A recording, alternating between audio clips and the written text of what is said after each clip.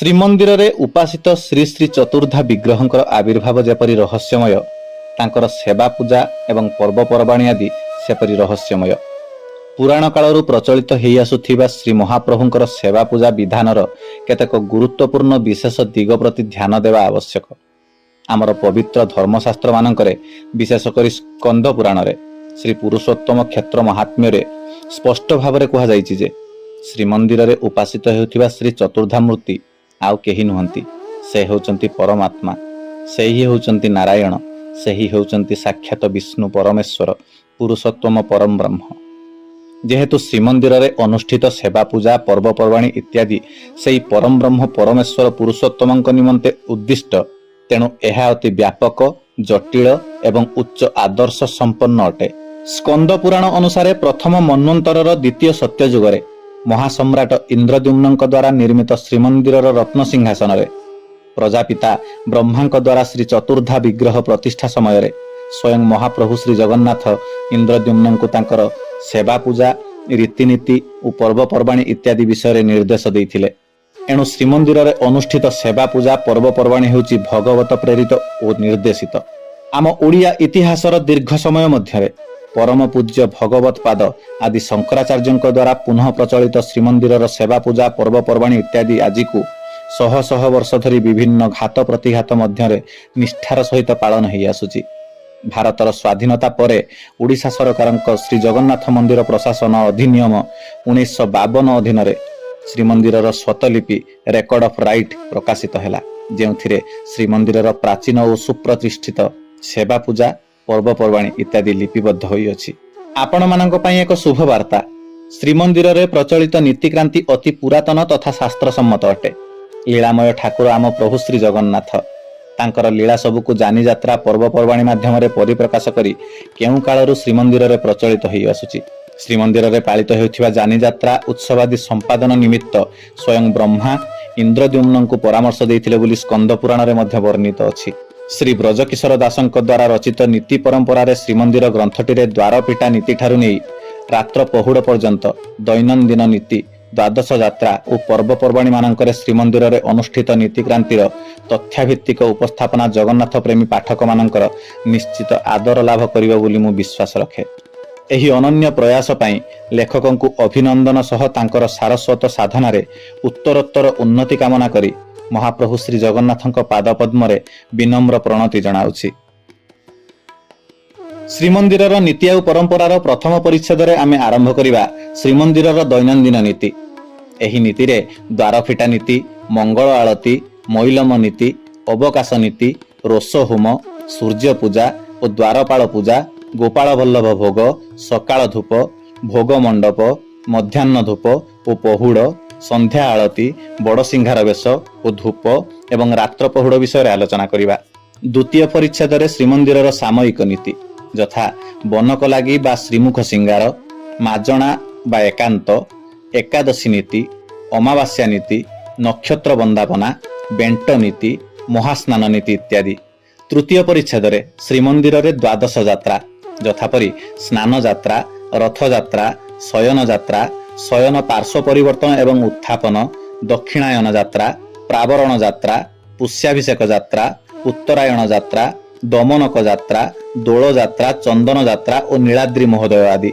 ଚତୁର୍ଥ ପରିଚ୍ଛେଦରେ ଶ୍ରୀମନ୍ଦିରରେ ପର୍ବପର୍ବାଣୀ, ଶାରଦୀୟ ନୀତି, ରାମନବମୀ ନୀତି, ଜନ୍ମାଷ୍ଟମୀ ନୀତି, ରୁକ୍ମଣୀ ହରଣ ନୀତି, ଝୁଲଣ ଯାତ୍ରା, ନବକଳେବର ନୀତି, ଅଣସର ନୀତି, କାର୍ତ୍ତିକ ବ୍ରତ ଓ ଅନ୍ୟାନ୍ୟ ଉପଯାତ୍ରା ସବୁ ଆଲୋଚନା କରିବା ଆପଣମାନଙ୍କ ପାଖରେ।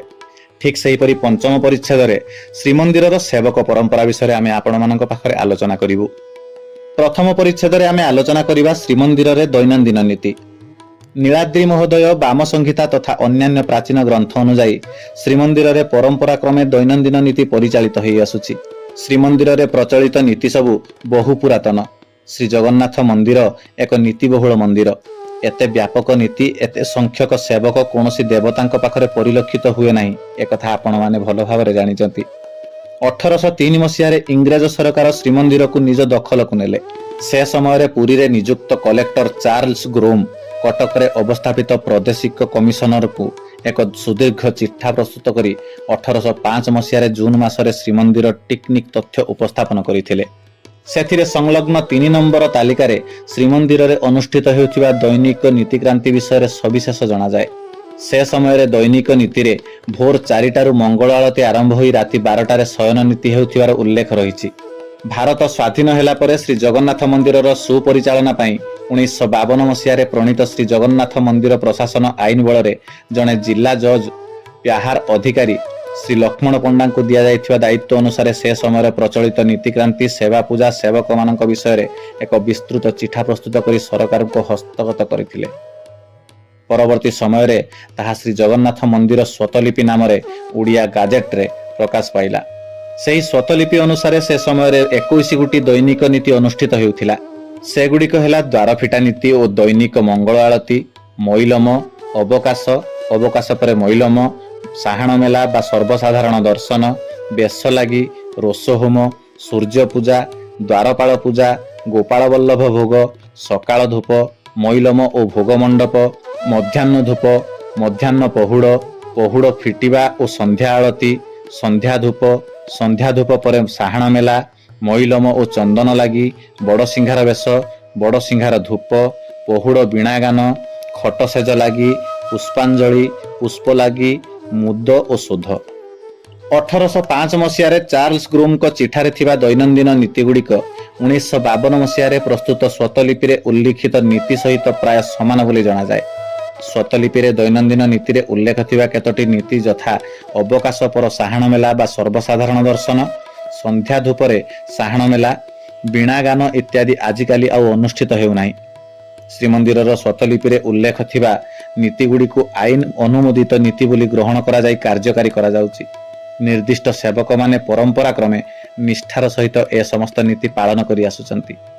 ସାଧାରଣ ଦିଅଁମାନଙ୍କର ଶ୍ରୀମନ୍ଦିରରେ ଦୈନନ୍ଦିନ ନୀତିରେ ପ୍ରାୟ 88 ପ୍ରକାରର ସେବକ ନିୟୋଜିତ ହୋଇଥାନ୍ତି। ଆଜ୍ଞା, ଶ୍ରୀମନ୍ଦିରରେ ଦୈନନ୍ଦିନ 6 ଥର ଆଳତି, 4 ଥର ଧୂପ ହେବା ସାଙ୍ଗକୁ ଅତି କମ୍ରେ 6 ଥର ମଇଲମ ଓ ବେଶ ଅନୁଷ୍ଠିତ ହୋଇଥାଏ।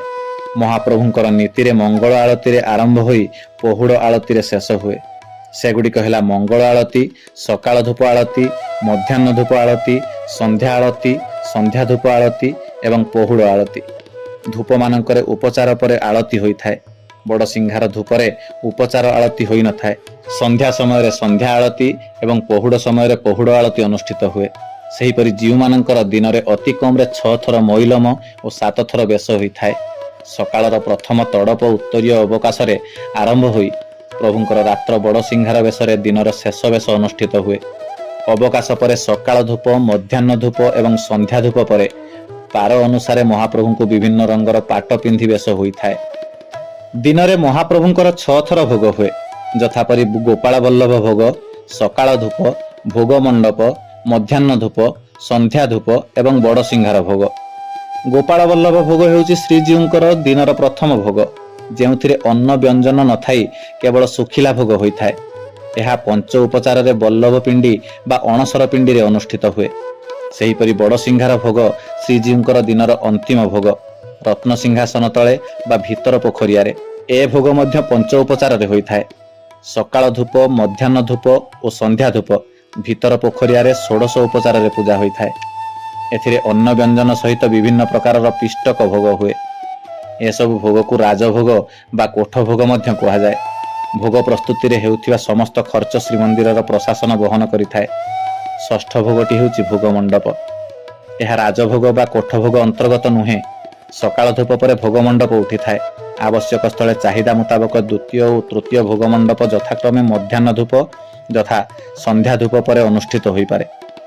ମୋଟ ଉପରେ ଶ୍ରୀମନ୍ଦିରର ଦୈନନ୍ଦିନ ନୀତିରେ ପ୍ରଥମେ ଦ୍ୱାରଫିଟା ନୀତି, ଭିତର ଶୋଧ ଓ ମଙ୍ଗଳ ଆଳତି ହୋଇଥାଏ। ପରେ ପରେ ମହାପ୍ରଭୁଙ୍କର ପୂର୍ବରାତ୍ରର ବଡ଼ସିଂହାର ବେଶ ଓଲାଗି ହୋଇ ତଡ଼ପ ଉତ୍ତରୀୟ ଲାଗି ପରେ ଶ୍ରୀଜୀଉଙ୍କର ଦନ୍ତମାର୍ଜନ, ସ୍ନାନ ବିଧି ଯଥା ଅବକାଶ ନୀତି ହୋଇଥାଏ। ଅବକାଶ ପରେ 12 ଲାଗି ଲୁଗା ଲାଗି ପରେ ରାଜଭୋଗ ରନ୍ଧନ ନିମନ୍ତେ ଅଗ୍ନି ସ୍ଥାପନ ହୁଏ।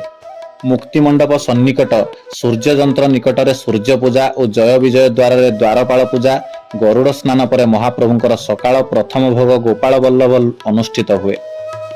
ପରେ ପରେ ମଇଲମ ହୋଇ ଦିନର ପ୍ରଥମ ଅନ୍ନଭୋଗ ସକାଳ ଧୂପ ହୋଇଥାଏ। ବେଶ ପରିବର୍ତ୍ତନ ପରେ ଭୋଗ ମଣ୍ଡପ ନୀତି ହୁଏ। ପରେ ମଧ୍ୟାହ୍ନ ଧୂପ ସମୟକୁ ଦେଖି ପ୍ରଭୁଙ୍କର ଦିନ ପହୁଡ଼ ନୀତି ଯଥା ଶୟନ ନୀତି ହୋଇ ସନ୍ଧ୍ୟା ପୂର୍ବରୁ ପହୁଡ଼ ଫିଟି ସନ୍ଧ୍ୟା ଆଳତି ହୋଇ ସନ୍ଧ୍ୟା ଧୂପ ହୋଇଥାଏ। ବେଶ ପରିବର୍ତ୍ତନ ହୋଇ ଠାକୁରମାନଙ୍କୁ ଚନ୍ଦନ ଲାଗି ପରେ ବଡ଼ସିଂହାର ବେଶ ଆରମ୍ଭ ହୁଏ। ଏଥିରେ ଠାକୁରମାନେ ଗୀତ ଗୋବିନ୍ଦ ଖଣ୍ଡୁଆ ପରିଧାନ କରିଥାନ୍ତି ଏବଂ ବଡ଼ସିଂହାର ବେଶ ଧୂପ ପରେ ଖଟ ସେଜ ଲାଗି ହୋଇ ରାତ୍ର ପହୁଡ଼ ନୀତି ଅନୁଷ୍ଠିତ ହୋଇଥାଏ। ଏବେ ଆମେ ଆଲୋଚନା କରିବା ଦ୍ୱାର ଫିଟା ନୀତି। ଏ ଦ୍ୱାର ଫିଟା ନୀତି କ'ଣ? ଶ୍ରୀମନ୍ଦିରର ଦିନଚର୍ଯ୍ୟାରେ ପ୍ରଥମ ନୀତି ହେଉଛି ଦ୍ୱାର ଫିଟା ନୀତି।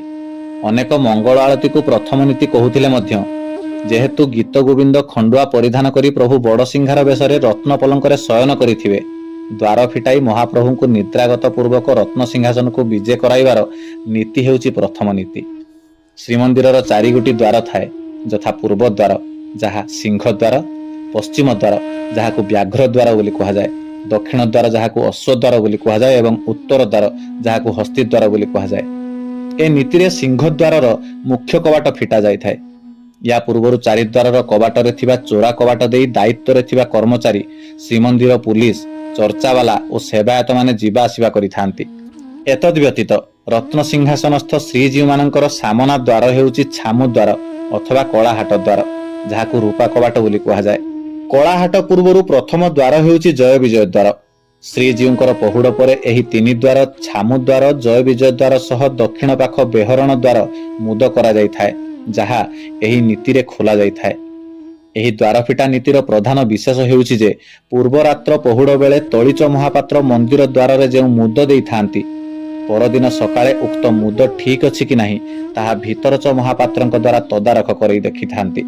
ଶ୍ରୀ ଜଗନ୍ନାଥ ମନ୍ଦିର ସ୍ୱତଲିପିରେ ସକାଳ ଭୋର 5ଟା ବା ତଦ୍ ପୂର୍ବରୁ ଦ୍ୱାର ଫିଟା ନୀତି ସମାପନ କରାଯିବାର ଉଲ୍ଲେଖ ରହିଛି। ଶ୍ରୀ ଜଗନ୍ନାଥ ମନ୍ଦିର ପ୍ରଶାସନ ତରଫରୁ ମୁଦ୍ରିତ ଶ୍ରୀ ଜଗନ୍ନାଥ ମନ୍ଦିର ଦୈନନ୍ଦିନ ପଞ୍ଜିକା ଅନୁଯାୟୀ ଦ୍ୱାର ଫିଟା ନୀତି ସକାଳ 5ଟାରେ କରାଯିବାର ନିୟମ ଅଛି। ଦଶହରା ପରର ଏକାଦଶୀ ଠାରୁ କାର୍ତ୍ତିକ ପୂର୍ଣ୍ଣିମା ପର୍ଯ୍ୟନ୍ତ ଏବଂ ଧନୁ ସଂକ୍ରାନ୍ତି ଠାରୁ ମକର ସଂକ୍ରାନ୍ତି ପର୍ଯ୍ୟନ୍ତ ବିଶେଷ ନୀତି ଥିବା ଦିନମାନଙ୍କରେ ଦ୍ୱାର ଫିଟା ନୀତି ବହୁ ପୂର୍ବରୁ କରାଯିବାର ନିୟମ ଅଛି। ଆଜିକାଲି ଦ୍ୱାର ଫିଟା ନୀତି ସାଧାରଣତଃ ସକାଳ 5ଟାରୁ 5:30 ମଧ୍ୟରେ ହେଉଥିବାର ପରିଲକ୍ଷିତ ହେଉଛି। ଏହି ଦ୍ୱାର ଫିଟା ନୀତି 5 ଜଣ ସେବକଙ୍କ ଦ୍ୱାରା ସମ୍ପନ୍ନ ହୁଏ। ସେମାନେ ହେଲେ ଭିତରଚ ମହାପାତ୍ର, ପ୍ରତିହାରୀ, ମୁଦୁଲି, ପାଳିଆ ମେକାପ ଏବଂ ଅଖଣ୍ଡ ମେକାପ। ଭିତରଚ ମହାପାତ୍ର ସିଂହଦ୍ୱାର ଚକଡ଼ାରେ ଉପସ୍ଥିତ ହୋଇ ପଦ ପ୍ରକ୍ଷାଳନ କଲା ପରେ ଅରୁଣ ସ୍ତମ୍ଭ ପାଖରେ ଛିଡ଼ା ହୋଇ ମା ଲକ୍ଷ୍ମୀଙ୍କୁ ପ୍ରଣାମ କରି ସିଂହଦ୍ୱାର କବାଟ ଫିଟାଇବାକୁ ଆଦେଶ ଦିଅନ୍ତି। ଭିତରଚ ମହାପାତ୍ର ମନ୍ଦିର ଭିତର ବେଢ଼ାକୁ ଆସିଲେ ବାହାର ବେଢ଼ାରେ 4 ଦ୍ୱାର କବାଟ ଖୋଲାଯାଏ। ଭିତରଚ ମହାପାତ୍ର ଗୁମୁଟ ଭିତରେ ପ୍ରବେଶ କରି ପତିତ ପାବନଙ୍କୁ ପ୍ରଣାମ ଜଣାଇ କାଶୀ ବିଶ୍ୱନାଥ ମନ୍ଦିର 22 ପାହାଚ ପିଣ୍ଡାଦ୍ୱାର ଦେଇ ନାଟମଣ୍ଡପକୁ ଯାଇଥାନ୍ତି। ସେଠାରେ ଗରୁଡ଼ଙ୍କୁ ପ୍ରଣାମ କରି ମୁଦୁଲି ଦ୍ୱାର ଦେଇ ବାହାରକୁ ଆସି କାଞ୍ଚି ଗଣେଶଙ୍କ ମନ୍ଦିରକୁ ଯାଆନ୍ତି। ସେଠାରେ ସେ ପିନ୍ଧା ବସ୍ତ୍ର ବଦଳାନ୍ତି ଏବଂ ଆବଶ୍ୟକ ଥିଲେ ପଇତା ବଦଳାଇ ବେହେରଣ ଦ୍ୱାର ଦେଇ ମୁଦୁଲି ଦ୍ୱାର ପଟେ ଜୟ ବିଜୟ ଦ୍ୱାରର ସମ୍ମୁଖରେ ଉପସ୍ଥିତ ହୁଅନ୍ତି। ଭିତରଚ ମହାପାତ୍ରଙ୍କ ପଛେ ପଛେ ସିଂହଦ୍ୱାରରେ ଅପେକ୍ଷା କରିଥିବା ଭକ୍ତମାନେ ମଧ୍ୟ ଶ୍ରୀମନ୍ଦିରକୁ ପ୍ରବେଶ କରିଥାନ୍ତି। ବର୍ତ୍ତମାନର ବ୍ୟବସ୍ଥାବଳୀରେ ମନ୍ଦିର ଗହଳ ହୋଇଗଲେ ସିଂହଦ୍ୱାର ପାଖରୁ ଭକ୍ତମାନଙ୍କୁ ଯିବାରେ ରୋକ ଲଗାଯାଇଥାଏ। ଅନ୍ୟ ଭକ୍ତମାନଙ୍କୁ ମଙ୍ଗଳ ଆଳତୀ ସରିବା ପର୍ଯ୍ୟନ୍ତ ବଡ଼ଦାଣ୍ଡରେ ଅପେକ୍ଷା କରିବାକୁ ପଡୁଛି। ପାଳିଆ, ମୁଦୁଲି ଓ ଅନ୍ୟାନ୍ୟ ସେବକମାନେ ପ୍ରାତଃ କାଳରୁ ବେହରଣ ଦ୍ୱାର, ଯାହାକୁ ଭିତର ଦକ୍ଷିଣ ଦ୍ୱାର, ସେଠାରେ ଭିତରଚ ମହାପାତ୍ରଙ୍କୁ ଅପେକ୍ଷା କରିଥାନ୍ତି। ଭିତରଚ ମହାପାତ୍ର ଆସିଲେ ତାଙ୍କ ସାମ୍ନାରେ ବେହରଣ ଦକ୍ଷିଣ ଦ୍ୱାର ତାଲା ଖୋଲାଯାଏ। ପାଳିଆ, ମୁଦୁଲି ସମେତ ସମସ୍ତ 5 ଜଣ ସେବକ ଆସି ଜୟ ବିଜୟ ଦ୍ୱାର ପାଖରେ ପହଞ୍ଚନ୍ତି। ଯେ ପର୍ଯ୍ୟନ୍ତ ସମସ୍ତ 5 ଜଣ ସେବକ ଆସି ପହଞ୍ଚି ନଥାନ୍ତି ସେ ପର୍ଯ୍ୟନ୍ତ ଜୟ ବିଜୟ ଦ୍ୱାର ଖୋଲାଯାଏ ନାହିଁ। ପ୍ରଥମେ ଭିତରଚ ମହାପାତ୍ରଙ୍କ ଉପସ୍ଥିତିରେ ଗତ ରାତିରେ ତଳିଚ ମହାପାତ୍ର ଦେଇଥିବା ଚାପ ତଦାରଖ କରନ୍ତି ଏବଂ ମୁଦ ଭାଙ୍ଗି କବାଟ ଖୋଲିବାକୁ ଅନୁମତି ଦିଅନ୍ତି। ନିର୍ଦ୍ଦେଶ ପାଇଲେ ଯାଇ ଅଖଣ୍ଡ ମେକାପ ବୋଇଠା ଦେଖାନ୍ତି। ମୁଦୁଲି 2 ଶିକୁଳିରେ ଥିବା ମାଟି ମୁଦ ଭାଙ୍ଗି ତାଲା ଖୋଲନ୍ତି ଏବଂ ତାପରେ ପ୍ରତିହାରୀ ସେବକ ଜୟ ବିଜୟ ଦ୍ୱାରର କିଳୁଣି ଫିଟାଇ ଡାହାଣ ପାଖ କବାଟକୁ ଅଳପ ଖୋଲି ସମସ୍ତେ ଭିତରକୁ ଯାଆନ୍ତି ଏବଂ ଭିତର ପଟୁ କବାଟକୁ ପୁଣି ବନ୍ଦ କରି ଦିଆଯାଏ। ସେ ସମୟରେ ଜଗମୋହନରେ ସମ୍ପୂର୍ଣ୍ଣ ଅନ୍ଧକାର ଥାଏ। ସେଠାରେ ଅଖଣ୍ଡ ମେକାପ ଦୀପ ଲଗାଇ ଜଗମୋହନକୁ ଆଲୋକିତ କରିଥାନ୍ତି। ତାପରେ ଜଗମୋହନ ଅଞ୍ଚଳକୁ ଶୋଧ କରାଯାଏ। ସମସ୍ତ 5 ଜଣ ଆଗକୁ ବଢି କଳାହାଟ ଦ୍ୱାରକୁ ଯାଆନ୍ତି, ଯାହାକୁ ଶ୍ରୀମନ୍ଦିରର ଗର୍ଭଗୃହକୁ ପ୍ରବେଶ ଦ୍ୱାର, ଛାମୁ ଦ୍ୱାର ବା ବଡ଼ ଦ୍ୱାର ବୋଲି କୁହାଯାଏ। ସେଠାକୁ ଯାଆନ୍ତି। ଜୟ ବିଜୟ ଦ୍ୱାର ଫିଟା ବିଧି ଅନୁସାରେ କଳାହାଟ ଦ୍ୱାର ଖୋଲାଯାଏ। କଳାହାଟ ଦ୍ୱାର ତାଲା ଖୋଲି ସାରି ମୁଦୁଲି ସେବକ ଭିତରକୁ ନ ଯାଇ ଭଣ୍ଡାର ଘର ନିକଟରୁ ଚାଲି ଆସନ୍ତି। ପ୍ରତିହାରୀ ମଣିମା ମଣିମା ଡାକ ଦେଇ ଛାମୁଦ୍ୱାର କବାଟ ଖୋଲନ୍ତି। ଏହାପରେ ଅଖଣ୍ଡ ମେକାପ ସେବକ ଓ ପାଳିଆ ମେକାପ ସେବକ ବଇଠା ଧରି ଠାକୁରଙ୍କୁ ଦେଖାନ୍ତି। ମେକାପ ଶ୍ରୀଅଙ୍ଗ ମଣତି କଲା ପରେ ଯଦି ଶ୍ରୀଅଙ୍ଗରୁ ମାଳ, ଫୁଲ କିମ୍ବା ବସ୍ତ୍ର ଖସିଥିବାର ଦେଖାଯାଏ, ତାହେଲେ ଭିତରଚ ମହାପାତ୍ର ମେକାପଙ୍କୁ ଜଣାଇ ସିଂହାସନ ଉପରକୁ ଉଠି ସେସବୁକୁ ପୂର୍ବପରି ଲାଗି କରନ୍ତି। ଶ୍ରୀମନ୍ଦିରର ସ୍ରୋତଲିପିରେ ବର୍ଣ୍ଣିତ ଥିବା ଭିତରଚ ମହାପାତ୍ରଙ୍କ ସେବା ନିୟମ ଅନୁସାରେ ଯଦି ଶ୍ରୀଅଙ୍ଗରୁ ଗଭା ଖସି ପଡ଼ିଥାଏ, ଶ୍ରୀ ଜଗନ୍ନାଥଙ୍କ ଗଭା ଖସିଥିଲେ ତାକୁ ନେଇ ଶ୍ରୀନଅରକୁ ତାଟରେ ପଠାଇବାକୁ ମେକାପଙ୍କୁ ଦିଅନ୍ତି। ବଳଭଦ୍ର ଠାକୁରଙ୍କ ଗଭା ବିମଳା ମାଙ୍କ ପାଖକୁ ଯାଏ। ମା ସୁଭଦ୍ରାଙ୍କ ଗଭା ଖସିଥିଲେ ଗରୁଡ଼କୁ ପଠାଇବାରେ ବନ୍ଦୋବସ୍ତ କରିଥାନ୍ତି। ୟାପରେ ଅଖଣ୍ଡ ମେକାପ ଦୁଇ ବାଡ଼ କାନ୍ଥ ଉପରକୁ ଉଠି କାନ୍ଥି ଓ ଶିକୁଳାରେ 9ଟି ବଇଠା ଜଳାନ୍ତି। ଆଗରୁ ଏହା ରାଶି ତେଲରେ ଜଳାଯାଉଥିଲା। ଯେହେତୁ ମନ୍ଦିର ଭିତରର କଳା ନ ହେଇଯାଉ, ସେଥିପାଇଁ ଏବେ ଓମ୍ଫେଡ୍ ଘିଅରେ ଜଳାଯାଉଛି। ଏହି ସବୁ କାମ ସରିଲା ପରେ ଜୟ ବିଜୟ ଦ୍ୱାରକୁ ଅଳ୍ପ ଖୋଲାଯାଏ ଓ 2 ଜଣ ଖଟସେଜ ମେକାପ ଭିତରକୁ ପ୍ରବେଶ କରନ୍ତି। ଆଗବାଲା ଅଣ୍ଟାରେ ଏବଂ ପଛବାଲା ହାତରେ ଧରି ରତ୍ନ ପଲଙ୍କ ସବୁକୁ ଆଣି ଖଟସେଜ ଘରକୁ ବିଜେ କରାନ୍ତି। ପହଡ଼ ସମୟରେ ପଲଙ୍କ ତଳେ ରଖାଯାଇଥିବା ପଇଡ଼, ଘଷା ଓ ବିଡ଼ିଆ ସବୁ ଖଟସେଜ ଘରେ ରଖି ଖଟସେଜ ମେକାପ ଚାଲି ଆସନ୍ତି। ଭିତରୁ ପଲଙ୍କ ଆସିବା ପରେ ପ୍ରତିହାରୀ ଭିତର କାଠ ଅରଗଳି ଯାହା ରାତ୍ରରେ ଖୋଲା ଥାଏ ତାକୁ ଲଗାନ୍ତି। ଏହାପରେ ଭିତର ଦକ୍ଷିଣ ଦ୍ୱାର, କିଳୁଣୀ କବାଟ ଏବଂ ଜୟ ବିଜୟ ଦ୍ୱାର କବାଟ ସମ୍ପୂର୍ଣ୍ଣ ରୂପେ ପ୍ରତିହାରୀଙ୍କ ଦ୍ୱାରା ଖୋଲା ହୋଇଯାଏ। ଭିତରେ ଏସବୁ କାର୍ଯ୍ୟ ଚାଲିଥିବା ସମୟରେ ବଡ଼ଛତା ମଠର 4-5 ଜଣ ସାଧୁସନ୍ଥ ମଣ୍ଡଳୀ ନାଟ ମଣ୍ଡପ ସ୍ଥିତ ବାହାର କାଠ ପଛ ପାଖରେ ଗରୁଡ଼ ଖମ୍ବ ସାମ୍ନାକୁ ଗୋଲ ହୋଇ ବସି 5ଟି ପାରମ୍ପରିକ ଭଜନ ଯେମିତି ରାମକୃଷ୍ଣ ଦାମୋଦର ପ୍ରଭୁ ମାଧବ ମଧୁସୂଦନ, ଜୟ ଗୋବିନ୍ଦ ଜୟ ଗୋପାଳ କେଶବ ମାଧବ ରାମଦୟାଲ ଏମିତି ଭଜନ ଗାନ କରୁଥାନ୍ତି। ଅଣସର ସମୟରେ ଏବଂ ପହିଲି ଭୋଗ ମାସରେ ନାଟ ମଣ୍ଡପରେ ବାଜା ବାଜି ନଥାଏ କିମ୍ବା ଭଜନ ଗାନ ହୋଇନଥାଏ। କେବଳ ମଣିମା ମଣିମା ଡାକ ଦେଇ ଦ୍ୱାର ଫିଟାଯାଏ। ଏହି ଗୀତ ସରିବାକୁ ପ୍ରାୟ 30 ମିନିଟ୍ ସମୟ ଲାଗିଥାଏ, କିନ୍ତୁ ଜୟ ବିଜୟ ଦ୍ୱାର ଖୋଲା ହେବା ପର୍ଯ୍ୟନ୍ତ ଶେଷ ଗୀତ ଜୟ ଗୋବିନ୍ଦ ଜୟ ଗୋପାଳ ଗାନ କରାଯାଇଥାଏ। ଦ୍ୱାର ଖୋଲିବା ମାତ୍ରେ ବାଜା ବନ୍ଦ ହୋଇଯାଏ। ଦ୍ୱାର ଫିଟିବା ପରେ ଦାୟିତ୍ୱରେ ଥିବା ଶ୍ରୀମନ୍ଦିର ପୁଲିସ କର୍ମଚାରୀ ଅନ୍ୟାନ୍ୟ ସେବାୟତ ଜଗମୋହନକୁ ପ୍ରବେଶ କରିଥାନ୍ତି। ନାଟମଣ୍ଡପ ଅଞ୍ଚଳ ଭକ୍ତମାନଙ୍କ ଦ୍ୱାରା ସମ୍ପୂର୍ଣ୍ଣ ଭର୍ତ୍ତି ହୋଇଥାଏ ଓ ବଡ଼ସିଂହାର ବେଶରେ ମହାପ୍ରଭୁଙ୍କୁ ଦର୍ଶନ କରିବା ନିମନ୍ତେ ସମସ୍ତେ ଅପେକ୍ଷା କରିଥାନ୍ତି। ସମସ୍ତ ଭକ୍ତମଣ୍ଡଳୀଙ୍କ ହରିହୋଲ ହୋଳହୋଳି ଜୟ ଜଗନ୍ନାଥ ଧ୍ୱନିରେ ଶ୍ରୀମନ୍ଦିର ପ୍ରକମ୍ପିତ ହୁଏ। ଏମିତି ହୋଇଥାଏ ଦ୍ୱାର ଫିଟା ନୀତି। ୟାପରେ ଆମେ ଆଲୋଚନା କରିବା ମଙ୍ଗଳ ଆଳତି, ମଇଲମ ନୀତି, ଅବକାଶ ନୀତି। ସେତେ ପର୍ଯ୍ୟନ୍ତ ମୋତେ ବିଦାୟ ଦିଅନ୍ତୁ। ଆଜି ପାଇଁ ଏତିକି। ଆପଣମାନଙ୍କର ଆଶୀର୍ବାଦ ସଦାସର୍ବଦା ମୋ ଉପରେ ଏମିତି ଥାଉ। ମହାପ୍ରଭୁଙ୍କର କଥା, ମହାପ୍ରଭୁଙ୍କର ଗାଥା ସବୁବେଳେ ମୋ ତୁଣ୍ଡରେ ଏମିତି ଥାଉ। ତାଙ୍କ ନାମ ଧରି ଧରି ଜୀବ ଯାଉ। ଜୟ ଜଗନ୍ନାଥ କହି ଜୀବ ଯାଉ। ଜୟ ଜଗନ୍ନାଥ।